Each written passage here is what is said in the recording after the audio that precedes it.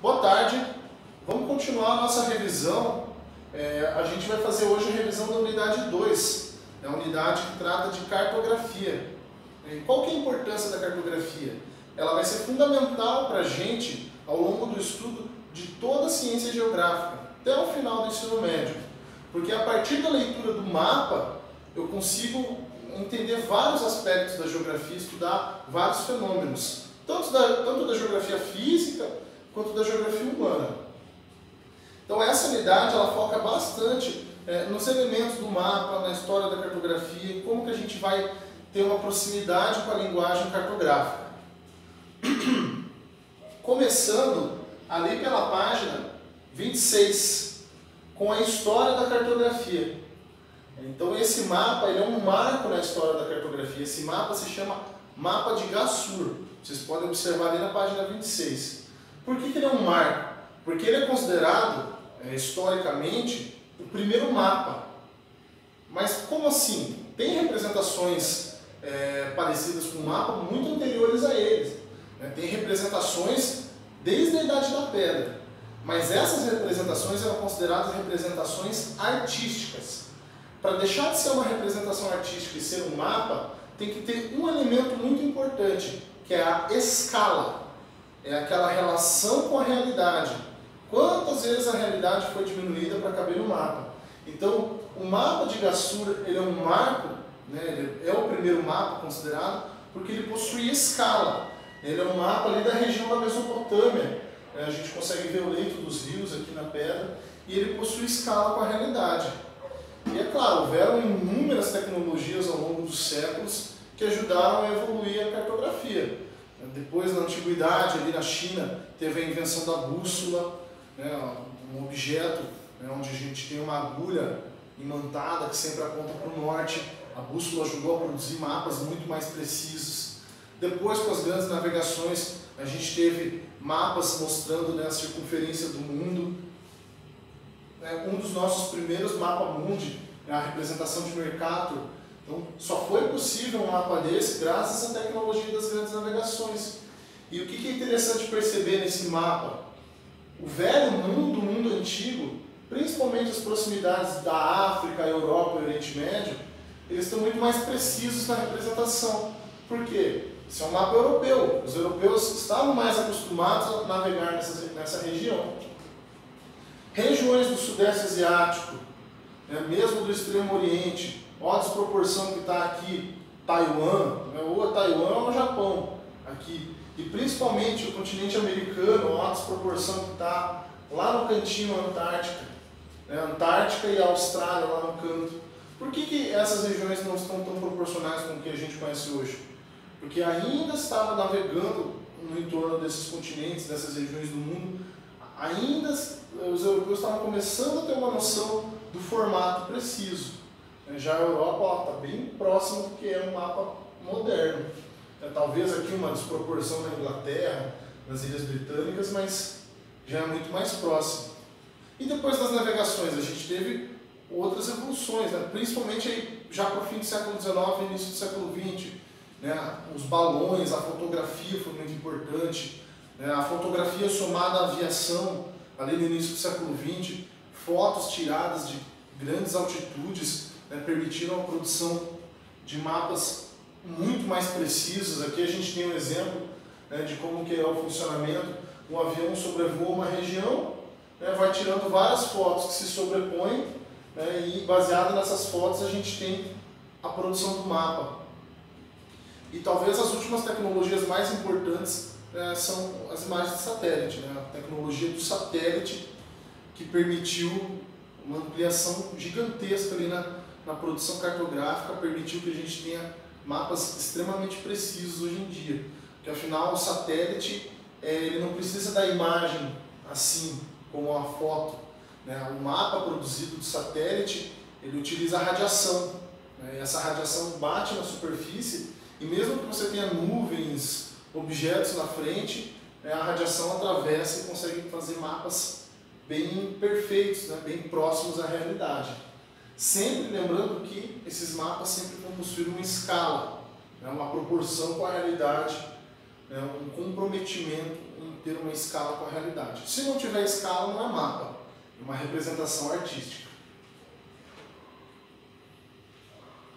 Outra tecnologia muito importante associada à cartografia, e é uma tecnologia que está no nosso dia a dia constantemente, que é a tecnologia do GPS, né? O Global Positioning System, né? O sistema de posicionamento global. O GPS é de extrema importância. Por quê? Primeiro, porque ele foi uma tecnologia que ajudou a ter exatamente o seu posicionamento no globo, né? Graças a uma rede de satélites que fazem um sistema de triangulação. Como assim? Sempre 3 satélites vão estar emitindo radiação para a sua posição, para o seu aparelho de GPS. E aí eles vão jogar certinho a latitude e a longitude que você se encontra no planeta. Hoje, com as tecnologias que a gente tem nos smartphones, com a tecnologia atual, a gente consegue associar esse sistema de GPS aos mapas digitais, mapas interativos. E graças a esse sistema a gente consegue, na palma da mão, né, se localizar, observar, né, num aplicativo, né, de corridas, no aplicativo, mesmo no Google Maps, a gente consegue identificar onde a gente está, traçar rotas, né, já associa a internet, consegue trazer informações, traçar rotas. Lembrando que GPS não depende da internet. Você tem GPS que funcionam totalmente sem internet. Por quê? O GPS depende do sinal do satélite. O que precisa da internet muitas vezes é um aplicativo que traz dados da internet, mas o posicionamento global, a sua posição no planeta não depende da internet funcionar, só do sinal do satélite. E aí a gente entra, né, saindo um pouco então dessa questão da história da cartografia, dessa evolução, né, desde lá do mapa de Gassur até os mapas interativos que a gente usa hoje em aplicativos, a gente tem as nossas formas de nos orientarmos no planeta, né, nos orientarmos no espaço, no local que a gente se encontra. O GPS é uma delas, a gente já viu hoje, mesmo com o celular, a gente consegue se orientar, mas existem outras formas. Os astros são uma dessas formas. Como que a gente se orienta pelos astros? De dia é muito fácil, né? É só identificar a posição nascente do Sol. A gente consegue observar essa orientação lá na página 32. Na página 32 a gente consegue observar essa orientação através do Sol. Então, o Sol ele sempre vai nascer a leste. Por isso que eu chamo o leste de Oriente. Porque através do leste eu me oriento. Por isso que o leste é o Oriente. Enquanto o oeste é o Ocidente. Então, se eu sempre me oriento pelo leste, né, se eu sempre sei que o Sol está nascendo a leste, é só eu esticar minha mão para o lado oposto ao cheio oeste. E o norte e o sul também. Então, através do Sol é muito fácil. Mas se for à noite, como que eu vou me orientar pelos astros? Aí vai variar. Aqui no hemisfério sul, a gente tem o Cruzeiro do Sul, né, uma constelação que aparece bem evidente aqui no hemisfério sul. Eu traço uma linha a partir da estrela que está mais abaixo e eu acho o sul. No hemisfério norte tem outras estrelas, outras constelações que aparecem para eles, mas tem a estrela polar, a estrela que está sempre apontando para o norte. Então também existem formas de se orientar pelos astros durante a noite. A bússola também, né, é uma ferramenta fantástica.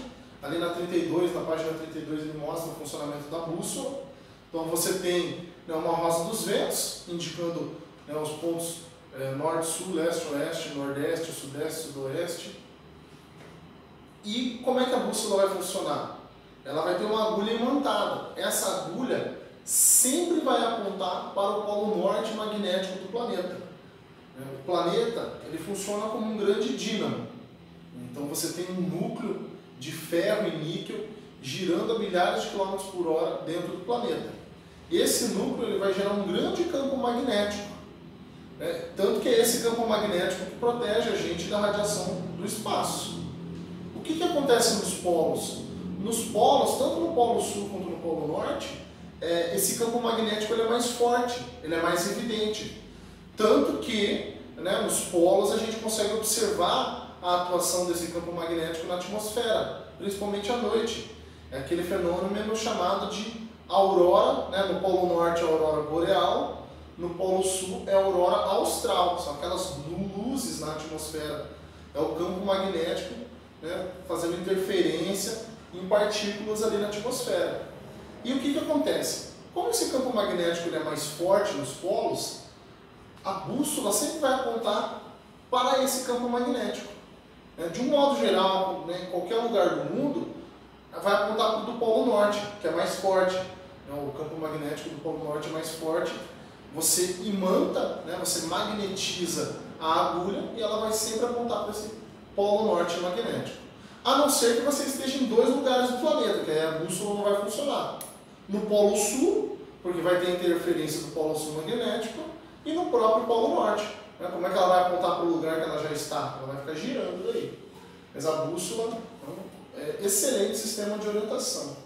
E o próprio GPS, que a gente explicou como que é o seu funcionamento. Né? Então é aquele sistema de 3 satélites emitindo radiação, né, um sinal, e buscando o ponto que você se encontra no planeta. É um sistema muito preciso hoje em dia. Continuando ainda dentro das formas da gente se orientar, a gente tem o sistema de coordenadas. O sistema de coordenadas ele funciona como uma grande batalha naval. Então a gente tem o principal paralelo, a linha do Equador. É o principal paralelo do planeta. Para cima do Equador eu tenho 90 graus para o norte e 90 graus para o sul. E a gente tem também o principal meridiano, o meridiano de Greenwich. Também nesse esquema. Para leste de Greenwich eu tenho 180 graus para o leste e para o oeste 180 graus. A gente consegue observar, bem legal aqui ó, na página 34, ele vai explicar para a gente por que são 90 graus. Quando a gente corta o planeta a partir do Equador, ele forma literalmente um ângulo de 90 graus. Por isso que são 90 graus para o norte e 90 graus para o sul. E quando a gente corta o planeta a partir de Greenwich, a gente está cortando a circunferência do planeta. Qualquer objeto esférico, qualquer circunferência, vai ter quanto? 360 graus de circunferência. Como eu cortei o planeta no meio, eu tenho 180 graus para o leste e 180 para o oeste. Muito simples. Guardei essa informação, eu consigo achar qualquer ponto no planeta. Guardei essa informação, eu acho qualquer ponto no planeta. Se é 90 para o norte, 90 para o sul, 180 para leste, 180 para oeste, é só eu juntar as duas informações e eu tenho qualquer coordenada do planeta. Qual que é o problema, geralmente, que se associa a coordenadas geográficas? Qual que é a dificuldade que o aluno sente? O aluno sempre faz uma confusão entre leste e oeste. Como que o aluno nunca mais vai fazer essa confusão? Aqui, ó, vai observar a rosa dos ventos. Ela está mostrando para onde é o norte, para onde é o sul, para cá é o leste, para lá é o oeste. Essa é a confusão que o aluno sempre faz. Norte e sul é muito difícil o aluno errar. Agora, leste e oeste o aluno geralmente erra. Pausem um pouco o vídeo agora, abram lá no material de apoio de vocês para a gente tentar fazer alguns exemplos juntos. Então voltamos agora após a pausa. A gente tem, por exemplo, vejam como o aluno sempre erra leste e oeste. Vamos jogar lá uma situação, uma coordenada geográfica. Vamos achar o local que é 30 graus norte, 30 graus norte e 60 graus leste. Então, 30 graus norte e 60 graus leste. Tentem achar lá no de vocês também. O que acontece? Geralmente onde está o erro? O aluno ao norte do Equador ele sabe achar. Ele pega dentro do Equador e vê que é o norte. Não vai ser o 30 graus sul aqui, né? Vai ser o 30 graus norte. O 30 graus norte, ele achou. É esse paralelo aqui. 30 graus norte. Qual que é a outra coordenada que ele tem que achar? O 60 graus leste. Aí, onde está o erro do aluno? Ele esquece onde é o leste e onde é o oeste. Mas está aqui na rosinha dos ventos. Não tem como errar se eu olhar na rosa dos ventos. Ah, os 60 graus leste é esse meridiano aqui. Aí o que eu tenho que fazer? Eu tenho que cruzar as coordenadas. 60 graus leste com 30 graus norte. Tá aqui, ó. Pronto. Um local ali mais ou menos no Paquistão. Achei. Era só isso. Qual que é o erro do aluno? Geralmente ele não olha a rosa dos ventos, ele não vê que daqui para cá é o leste, daqui para cá é o oeste, e ele vai lá na coordenada lá do oeste, ó, no meio do Oceano Atlântico, e aí ele erra a questão. Então, para não errar mais a questão, o que eu vou fazer? Sempre vou prestar atenção na rosinha dos ventos. De Greenwich para cá é leste, e de Greenwich para lá é oeste. Continuando. Agora a gente vai ter o sistema de fuso horários. Ele é um pouco mais fácil que o sistema de coordenadas. Por quê? Porque o sistema de coordenadas, ele utiliza os meridianos e os paralelos se cruzando. Já o fuso horário não. Ele só vai usar a ideia dos meridianos, só a ideia da longitude. Como que funciona o sistema de fuso horários? Antigamente, até o século XIX, cada cidade tinha o seu próprio horário. Era muito confuso.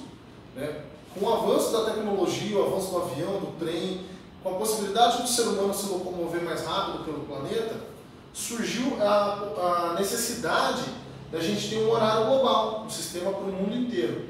E aí, da onde partiu esse sistema? Do principal meridiano aqui, que é o meridiano de Greenwich. Partiu daqui, de Greenwich. E como é que ficou então? Planeta Terra de novo, vamos lembrar lá da circunferência. A gente não viu que ele tem 360 graus de circunferência. É assim que a gente mede a longitude. A gente vai usar esses 360 graus de circunferência para fazer o nosso fuso horário. Quantas horas tem um dia? Um dia inteiro tem 24 horas, que é o tempo que o planeta leva para girar em torno do próprio eixo, para girar esses 360 graus de circunferência. Então vamos lá. Planeta, 360 graus de circunferência. Dia, 24 horas. Muito simples. Foi pego a circunferência do planeta e dividido pelo número de horas do dia. 360 dividido por 24, 15. A cada 15 graus de longitude, eu tenho um fuso horário. Só isso. Muito simples. E aí, como que é medido? Como que é feito? Eu tenho aqui, ó, o fuso horário principal, o 0 GMT, que a gente chama, a hora 0, que é o horário de Londres, o horário da Inglaterra ali. Alguns países adotam, Inglaterra, Irlanda, Islândia, alguns países da África, é o horário 0. Para leste eu tenho mais 12 horas. E para o oeste eu tenho menos 12 horas. Deu para pegar? 12 com 12 as 24 horas do dia. Então, por exemplo, Brasil está no menos 3, ó, aqui, ó, horário de Brasília menos 3, aqui onde a gente vive, boa parte do Brasil está no menos 3. Se é meio-dia no Brasil, e ele está a menos 3 horas no horário de Londres, que horas são lá em Londres? 15 horas, né? 3 da tarde. E assim é muito fácil, ó. Por exemplo, eu pego menos 3 do Brasil e pego mais 9 do Japão. O Japão está no mais 9, ó, o verdinho aqui. São 12 horas de diferença. Muito simples. Se são 10 horas da manhã no Brasil, são 10 horas da noite no Japão. Outra coisa importante, tudo que está a leste aqui, sempre vai estar mais à frente no horário. Vai estar no futuro, no relógio. Está tudo acontecendo ao mesmo tempo, mas no relógio eles estão no futuro. Lembrando que aqui do lado a gente tem a linha internacional da mudança de data também. Como é que ela funciona? Ela até aparece ali, ó, na página 39. Tem um textinho explicando o que é essa linha. É muito simples. Ela é o meridiano contrário ao meridiano de Greenwich. É a continuação do meridiano de Greenwich. Lembrar que isso daqui é uma representação em 2 dimensões, mas o planeta é esférico, então essa linha continua do outro lado. É essa daqui. E por que ela é mudança de data? Essa linha se chama linha da mudança de data. Porque aqui a gente está no fuso horário mais 12 e do outro lado da linha a gente está no menos 12. Então, são exatamente 24 horas de diferença.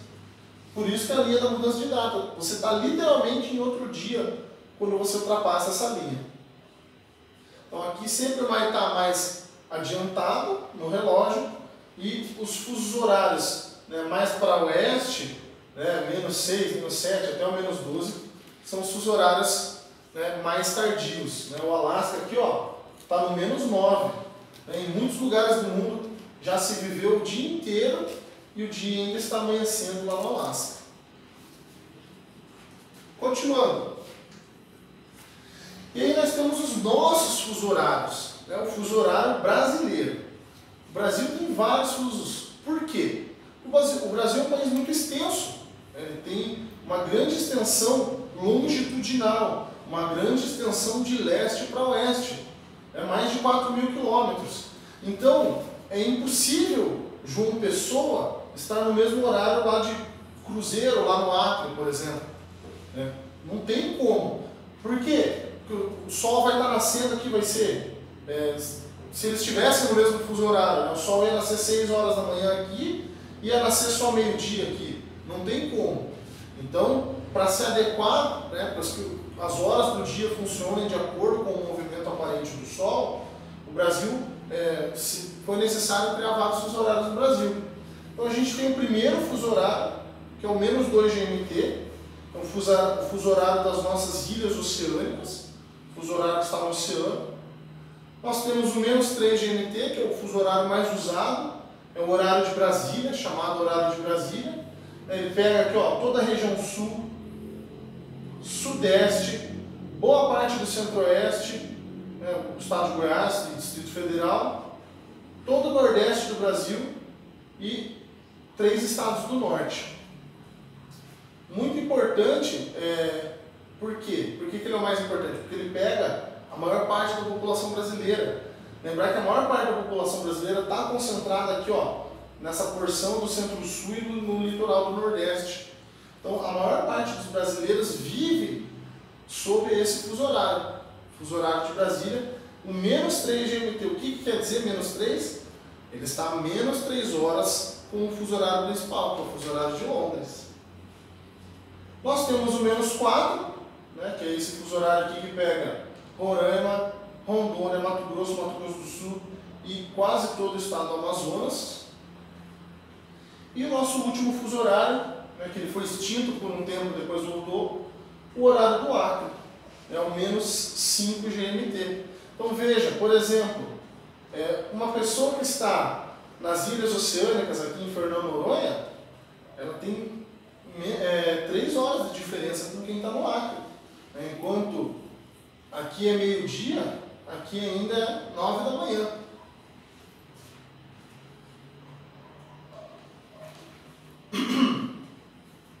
Para fechar, então, vamos ver a questão dos principais elementos do mapa.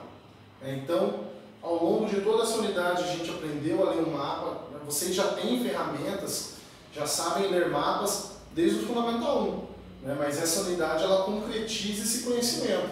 Então, a gente tem o título, né? O título é muito importante.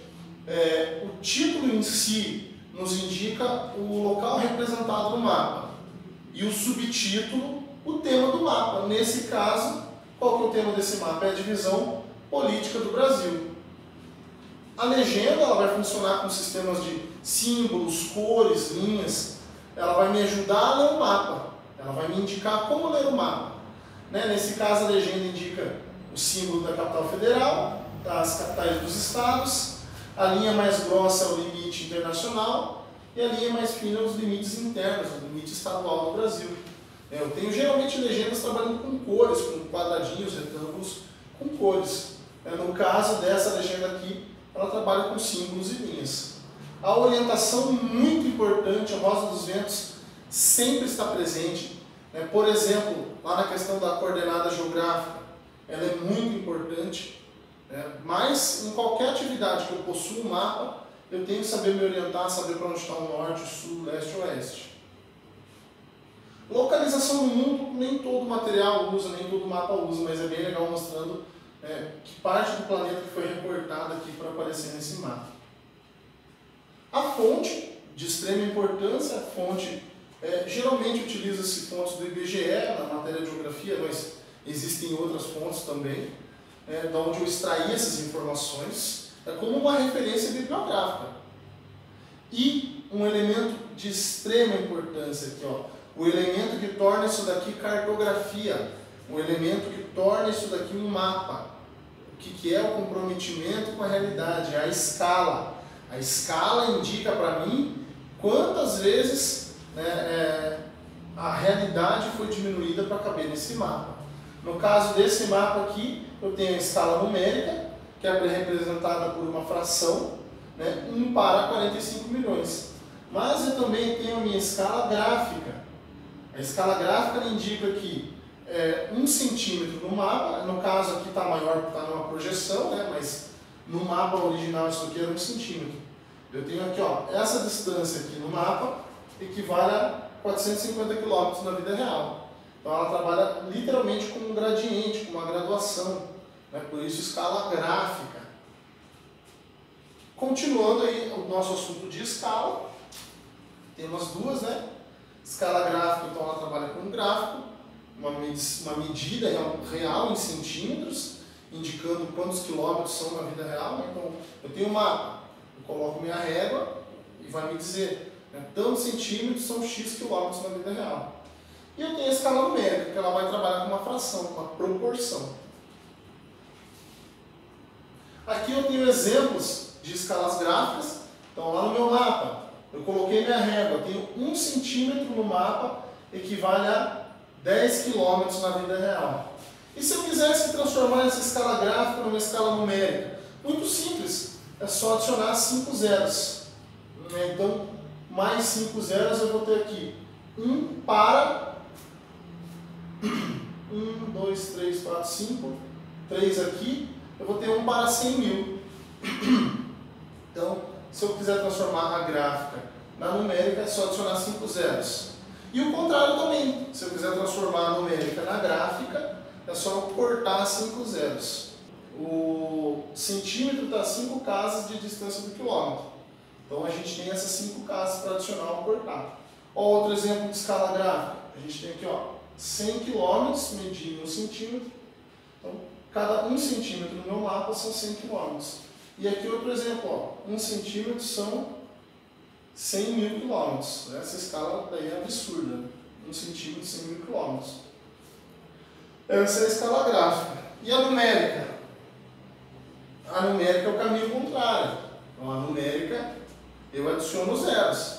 A numérica me diz que 1 centímetro no mapa são 50 mil centímetros na vida real. 1 para 50 mil. Beleza? 1 centímetro no mapa, 50 mil centímetros na vida real. Então, o numerador vai ser sempre o número 1, a realidade, a quantidade que você vai diminuir da realidade, e o denominador é a área real. Então, eu diminuí a realidade 50 mil vezes para caber dentro desse mapa. Então é isso, gente. Semana que vem a gente vai ter daí os exercícios resolvendo escala para a gente fechar. Mas por hoje esse é o fim da revisão.